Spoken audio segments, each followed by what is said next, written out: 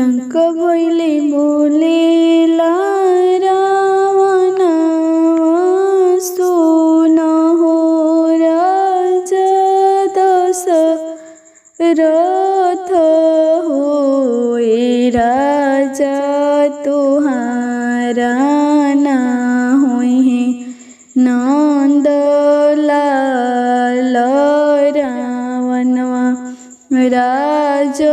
भोगी है दुश्मनवा राज भोगी है दुश्मनवा राज भोगी है अतन वचन राजा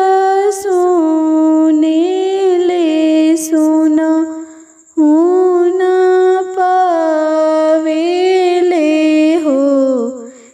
राजा गोड़े मोड़े तन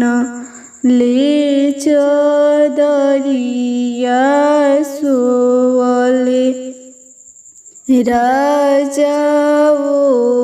भर सोवले राजा ओ भर पैसी जगावेली कोशिला रानी उठी प्रभुजी भोर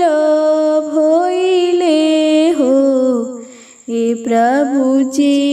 अवटल दूध वासे रहिले त उठी दतुअन करी उठी दतुअन करी बोलिया तो रानी बोले लो बोल ही ना जाने लो हो रानी तुहारा ना होई है नंद लाल रावणवा राज भोगी है दुश्मनवा राज भोगी है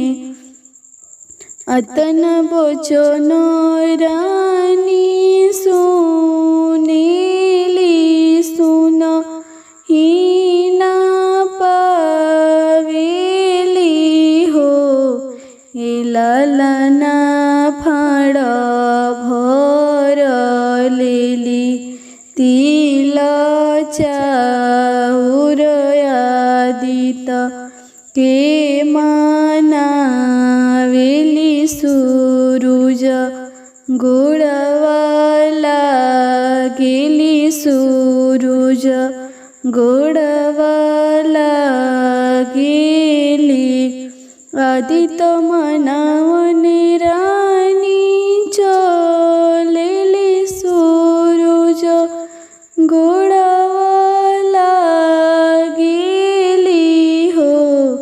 ए लालना जामी गईले बबुआ नंद लाल महलिया उठे सोहर महलिया उठे सोहर हो अयोध्या में बाजिला बधावत लंका विषमा दिला हो